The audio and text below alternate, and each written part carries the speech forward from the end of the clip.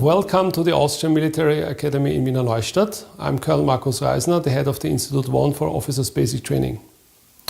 And today in our new video we would like to have a look at a special capability which is of importance for both sides in the war for Ukraine. And this is electronic warfare. Before we start, let's have a look about the different domains of warfighting. So we have the classic domain of the land, maritime, air and space domain, and we have of course the information cyber domain. Currently, the electromagnetic spectrum is becoming more and more the decisive domain. Therefore, we will have a look at this domain today. Therefore, I would like to introduce an expert to you, Major Schmid, who is an expert on that topic. Thank you for the introduction, sir. Welcome from my behalf. I'm a specialist in the fields of cyber, electronic warfare and information operations, and now I will talk you through these sectors. First of all, let's make some limitations. What you're seeing here is not electronic warfare. This is computer network operations, or sometimes information operations. When we talk about electronic warfare, it's more like this. It's about radar signatures, signals, transmitting and fighting on the electromagnetic spectrum in a certain electromagnetic environment. Well, let me now talk you through some basics. This is what we call a wave. A wave has a certain length. This is what we call the wavelength. From the climax up to the bottom, it's called amplitude. And one rhythm is an oscillation. So one oscillation in 1 second equals 1 hertz. Well, now that we have talked about the basics, let's have a closer look on the electromagnetic spectrum in general. On the left side, you would see something like electromagnetic radiation, electromagnetic fields, something we would call in general non-ionizing radiation. In the middle area, you would be looking at something which we would call the visible spectrum, like visible light, infrared or UV. And on the right side of the spectrum, you would have something like sun rays, gamma rays, X-rays, up to what we would call in general ionizing radiation or radioactive radiation. Well, let's take a closer look at the details. On the upper hand, you would have a modulator, which equals the message of the signal.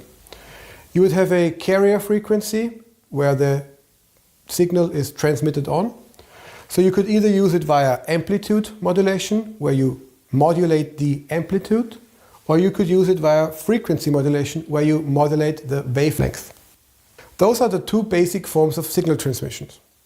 And as you can imagine, interferences or disturbances have an influence on the carrier signal and therefore on the message, which we would call the modulator.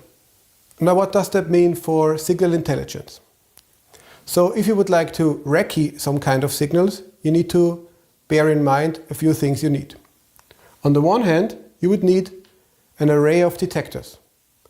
On the other hand, a target.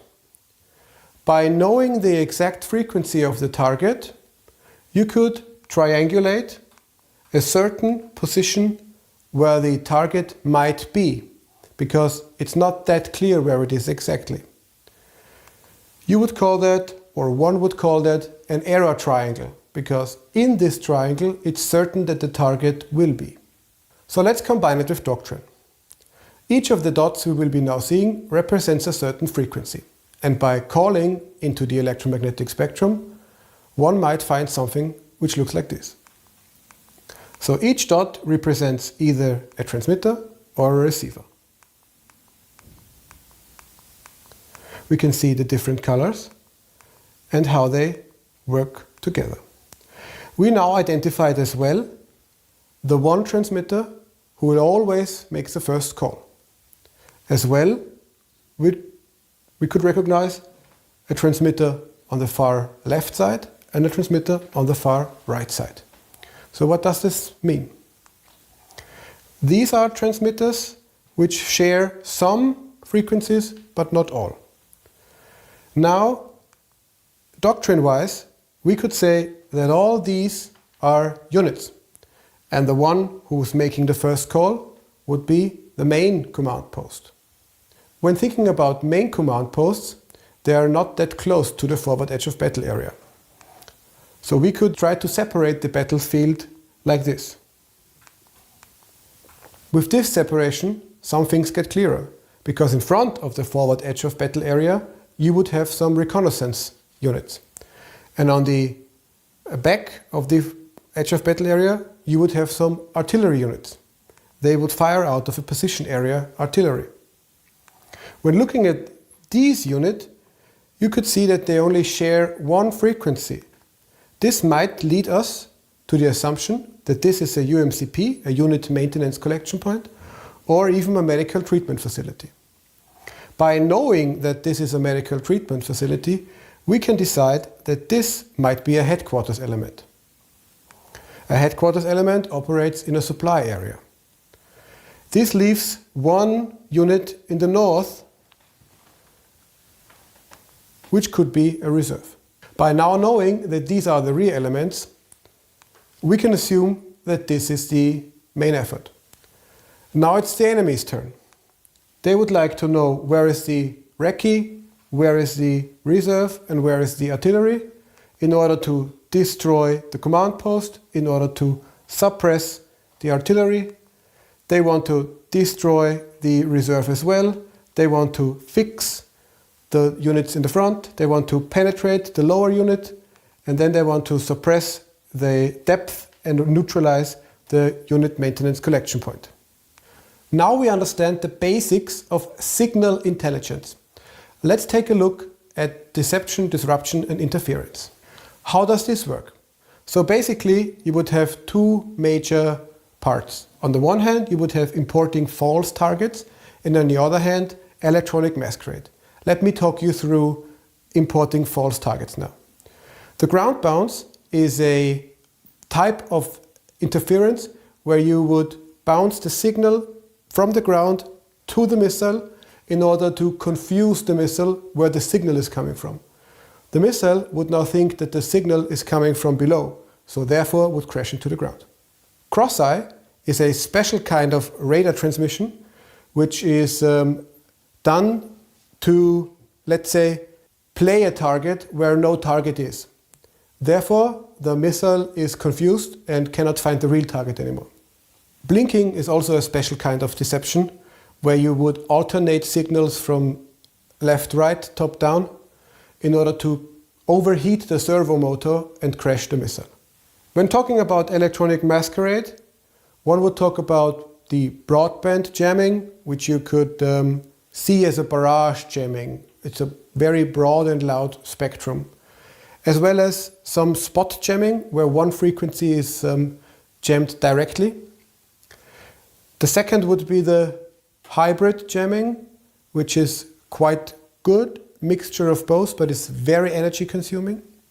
And the last one is what we would call active erasure, active cancellation, where you would send a signal which is 180 degrees out of phase in order to cancel that wave. Well, let's take a look on how this operates together. In this video, we will focus on Russian systems only. So, while the Lear 3 platform takes over the reconnaissance and the control with the Orlan 10 UAV, text messages and fake calls are sent to all Ukrainian cell phone users with a Ukrainian number. So the soldiers get confused and decepted.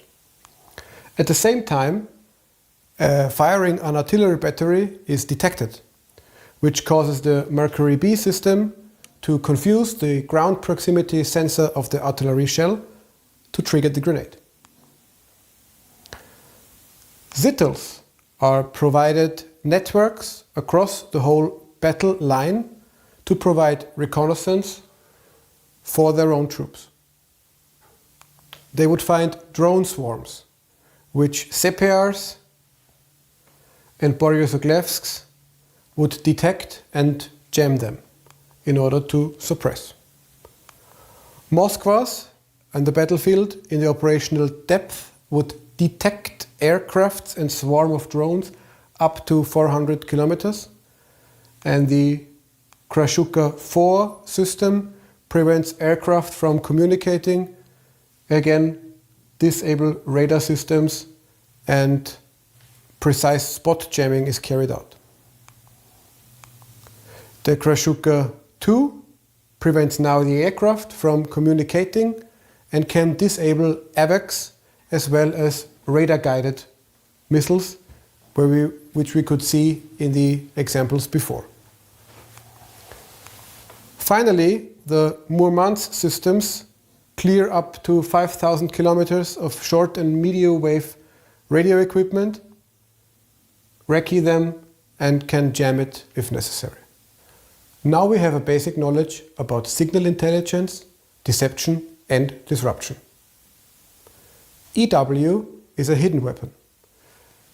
You can use electronic attack measures, electronic support measures, and as well as electronic protection measures. On the right side of this slide, you can see on the southern part of the Black Sea red hexagons. These red hexagons represent the jamming of GNSS systems. GNSS stands for Global Navigation Satellite Systems. On this image, you can see Tallinn, which is located in the Balticum, and also different kind of other sectors which suffer from electronic attack measures. We talked about JDAMs as well as storm shadows, HIMARS, Excalibur, and drones, which can be jammed in order to degrade their performance. On a video by Colonel Reisner, we could now also see that currently Russian troops use fiberglass optics in order to have a workaround over the electromagnetic spectrum, and now drones have a function of an anti-tank guided missile. Let's take a closer look at the systems we were discussing before. Here we would have the Murmansk system, which is recognizable due to this tall mast system, and its purpose is to make recce and disruption available. It operates against low frequency and mid frequency waves in an operational depth or a range up to 5,000 kilometers, which equals around 3,100 miles. The spectrum is from 3 Hz up to 30 MHz. Next is the Krashuka 2 system. Its purpose is deception and disruption. It mainly operates against radar-guided missiles and AVACS systems. The range, or the operational depth, is up to 250 kilometers, which equals around 155 miles. And the spectrum is from 2.86 up to 3.54 gigahertz. The Krashuka 4, which main purpose is disruption, recce, and signal intelligence, usually operates against satellite communication as well as radar systems. The range is up to 300 kilometers, which equals around 190 miles. The spectrum 8 to 18 gigahertz. The Moskva 1 system has its main purpose in reconnaissance and signal intelligence as well. It operates against airspace systems and drones. The range, or the operational depth, is again up to 400 kilometers, which equals around 250 miles. The spectrum ranges from 200 megahertz up to 18 gigahertz. Now let's talk about some tactical electronic warfare systems. These systems, the Layer 3 with the Orlan 10 drone, are usually found together. Their main purpose is to reconnaissance, decept, and make information operations, which I will focus in this video. It operates mainly against cell phone users in a range up to 140 kilometers, which equals around 90 miles, and its spectrum is from 900 megahertz up to 1.9 gigahertz, which is comparable to GSM.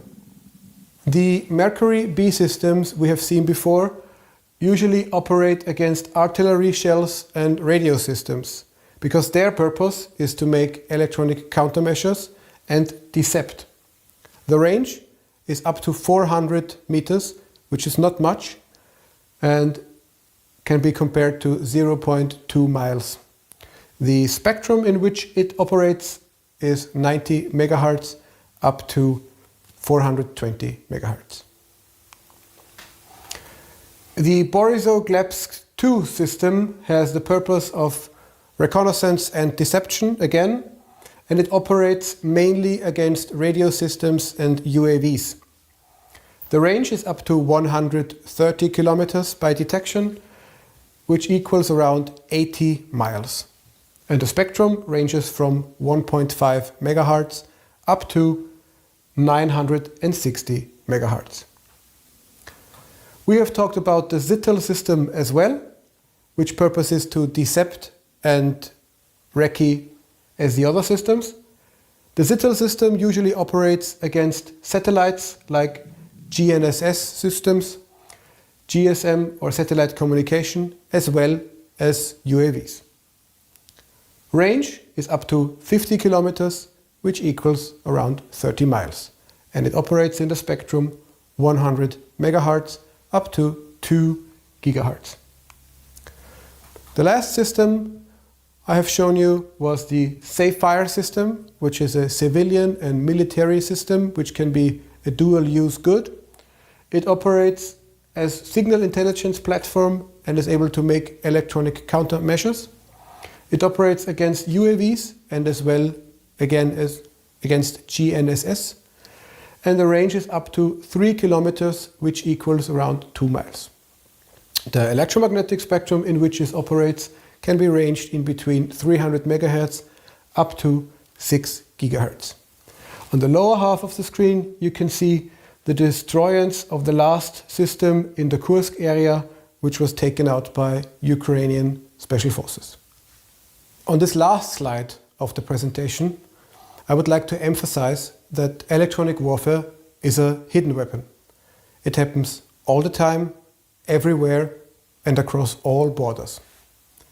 This brings us into the situation that we're facing a battlefield of complexity, and there is therefore a need to understand electronic warfare and manage all the systems in order to stay ahead.